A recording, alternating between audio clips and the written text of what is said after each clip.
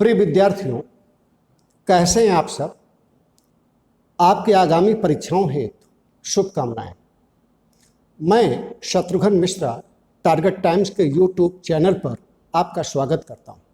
आज मैं एक ऐसा विषय डिस्कस करने चल रहा हूं जो इतिहास एवं संविधान दोनों दृष्टिकोण से महत्वपूर्ण है और इस टॉपिक से कोई न कोई प्रश्न परीक्षा में अवश्य बनता है।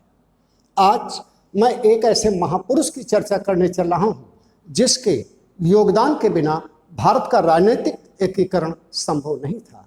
या कह सकते हैं कि भारतीय इतिहास को एक नई दिशा, नई धारा देने का श्रेय इसी महापुरुष को जाता है और उस महापुरुष का नाम इतिहास में अति प्रसिद्ध है और वो नाम कौटिल्य है। विद्यार्थियों, कौटिल्य के दो नाम इतिहास में और मिलते हैं और वो नाम है विष्णुगुप्त और चाणक्य। यहाँ ये जानना महत्वपूर्ण है कि विष्णुगुप्त मूल नाम कौटिल्य का समझा जा सकता है। चाणक्य का नाम एक प्रतनाम या प्रत उपाधि, जैसा कि प्राचीन काल में लोग अपने पिता के नाम की उपाधि को धारण करते थे, और कौटिल्य एक गोत्रीय नाम प्रतीत होता है। अब हम ये देखें कि कौटिल्य के इस अति प्रसिद्ध नाम के क्या कारण हैं। इसके दो कारण हैं।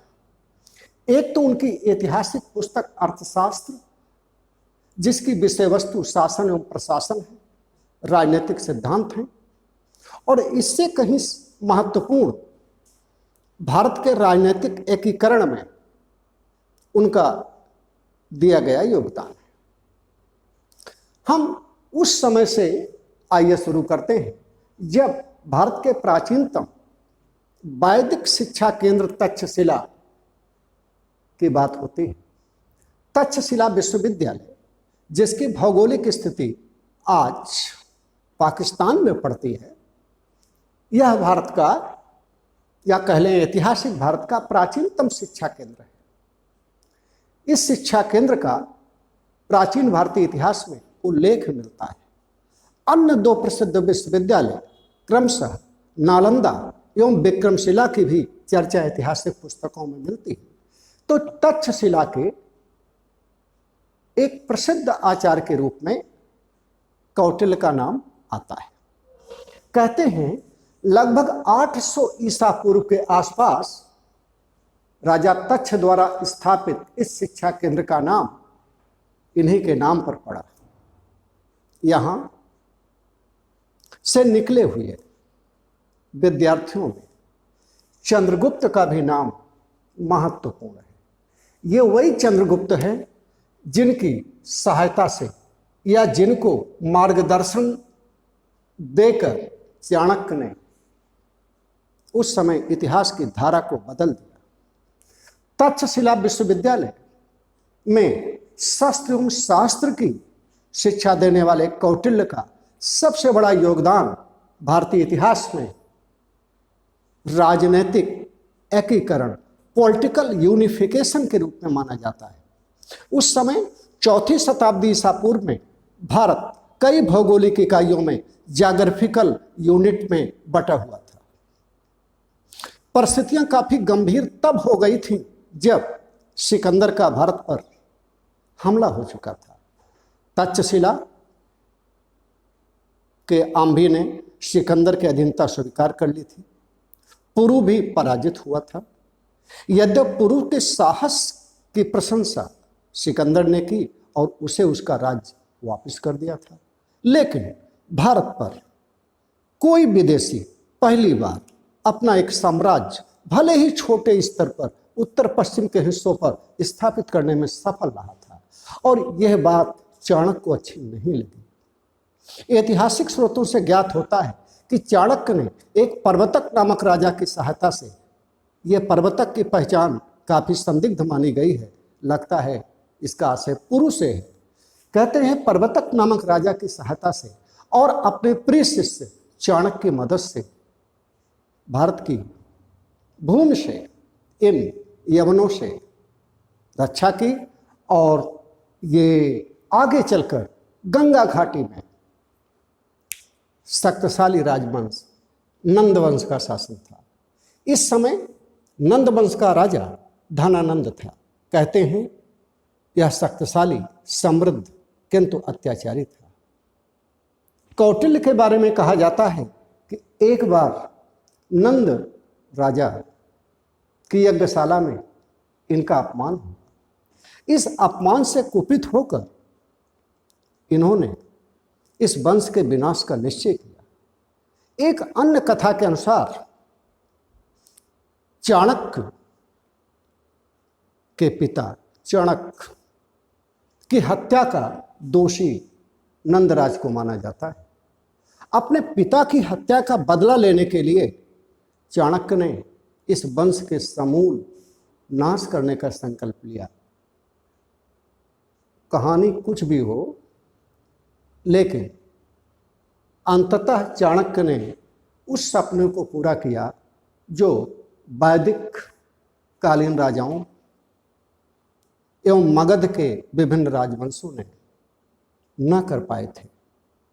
कहने का मतलब है, मगध के हर एक वंश से लेकर शिशुनाग वंश एवं नंद वंश से होते हुए जो एक गंगा घाटी में 16 महाजनपद युग में राज्यों का एकीकरण शुरू हुआ, उसकी पूर्णता चंद्रगुप्त मौर्य के नेतृत्व में 322 ईसा पूर्व में हुई। आइए हम यहाँ पर अर्थशास्त्र को फोकस करते हैं। अर्थशास्त्र जो संस्कृत भाषा में लिखा गया, राजनीति शास्त्र पर, शासन प्रशासन पर, उस समय सामाजिक विधान पर एक महत्वपूर्ण ग्रंथ है।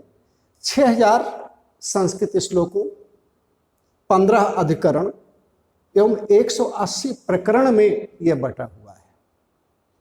कहा जाता है कि इस पुस्तक की रचना, जैसा कि लिखा है, इत कौटिल्येन कृति शास्त्रम, इस शास्त्र की रचना कौटिल्य ने की थी और इस पुस्तक के लिखे जाने का उद्देश्य था मौर्य राजा की शासन प्रशासन में सहायता करना। स्टूडेंट्स ध्यान रहे कि कौटिल्य के अर्थशास्त्र में मौर्य राजा या चंद्रगुप्त के बारे में कोई उल्लेख नहीं किया गया है। यह अजीब सा लगता है।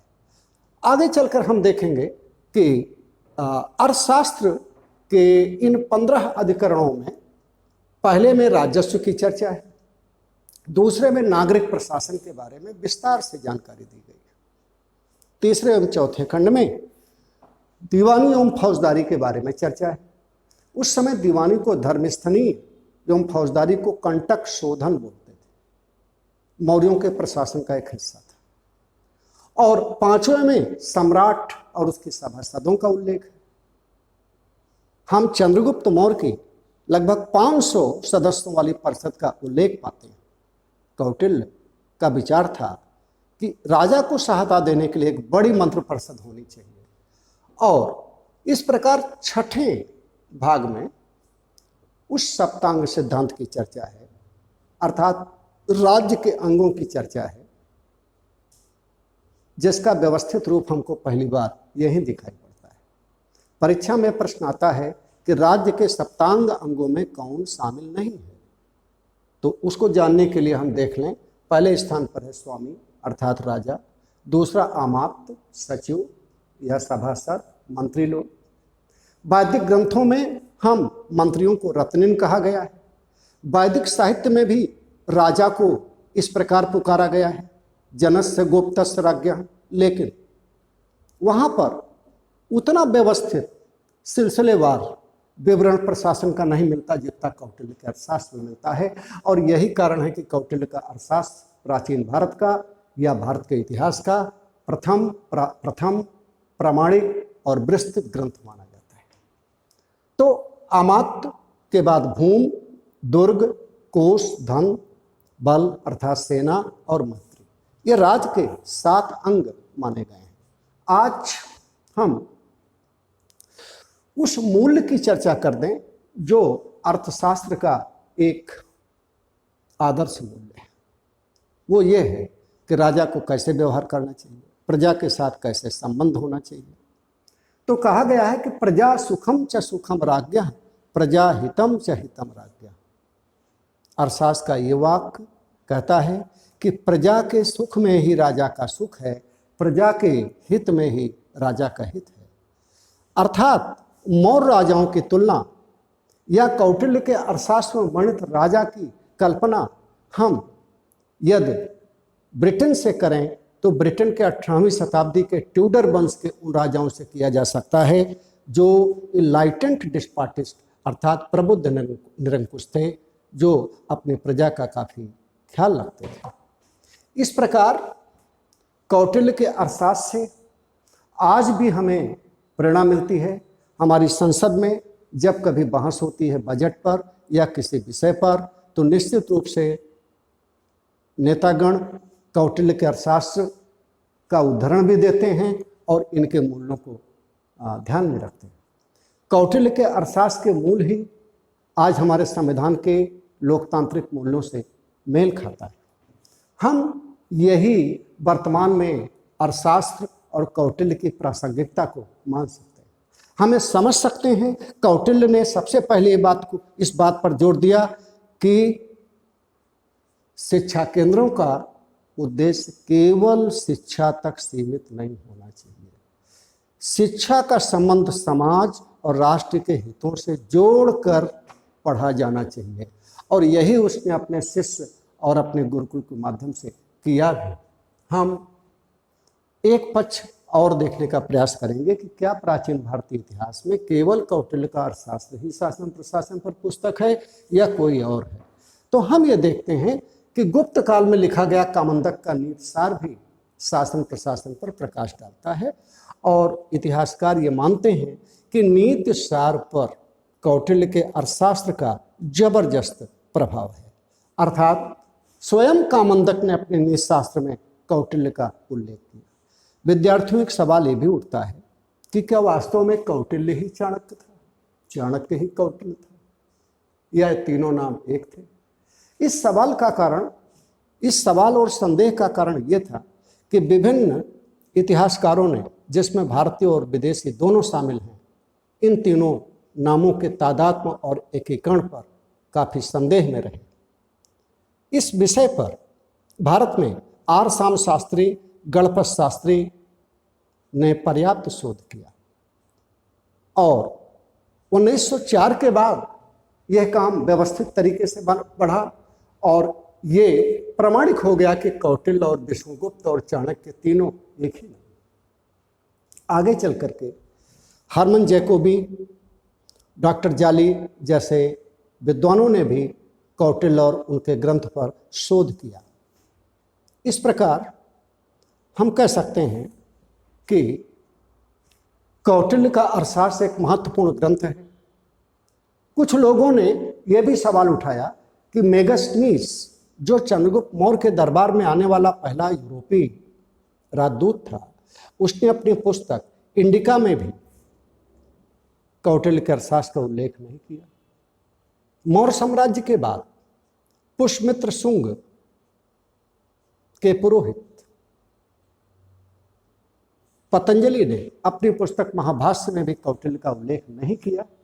लेकिन इस आधार पर हम नहीं कह सकते कि जो कौटिल्य और अर्थशास्त्र है इसका संबंध मौर्यों से नहीं है।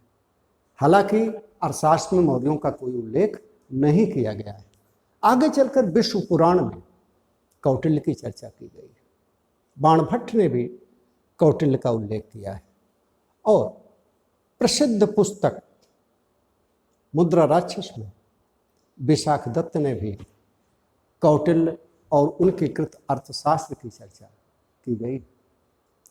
अर्थशास्त्र शब्द को लेकर कभी होता है कि यह आर्थिक विषयों पर केंद्रित न होकर ये राजनीति एवं प्रशासन पर कैसे हुआ।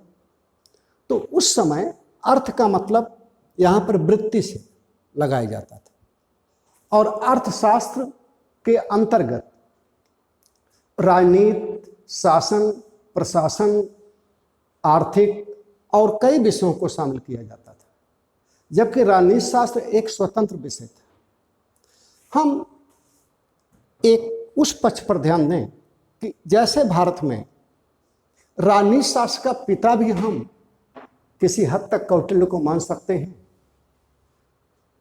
वैसे राजनीति शास्त्र का पिता यूनान के अरस्तु को माना जाता है। यह प्लेटो का शिष्य था और सिकंदर के गुरु थे। इनकी पुस्तक का नाम द पॉलिटिक्स है। इसी प्रकार आधुनिक राजनीति शास्त्र का पिता इटली के मैकियावेली को माना जाता है। मैकियावेली की पुस्तक परीक्षा में पूछी जाती है, द प्रिंस है। लेकिन इन दोनों महापुरुषों की तुलना में कौटिल्य और उसके विचार को इसलिए अधिक महत्व दिया जाता है क्योंकि आज के लगभग 2400 वर्ष पूर्व जब कौटिल्य अपनी कृति की रचना कर रहे थे तो उस समय उनके विचारों में लोक रंजन, लोक कल्याण, प्रजावत्सलता की जो बात उभर कर आई वह हम यूनान में जैसा कि साम्राज्यवाद, राज्य पर ही अधिक जोर दिया गया, प्रजा के हितों को नजरअंदाज किया गया, ये सब बातें नहीं थी। इस प्रकार आज हम इस टॉपिक में जो कौटिल्य को फोकस करके चर्चा किए हैं, एक परीक्षा दृश्य हमने इसको एक स्वतंत्र टॉपिक के रूप में यहाँ पर लिया है। आगे चलकर इतिहास पढ़ाते समय मैं इसके अन्य पक्षों पर भी चर्चा करूँगा। धन्यवाद।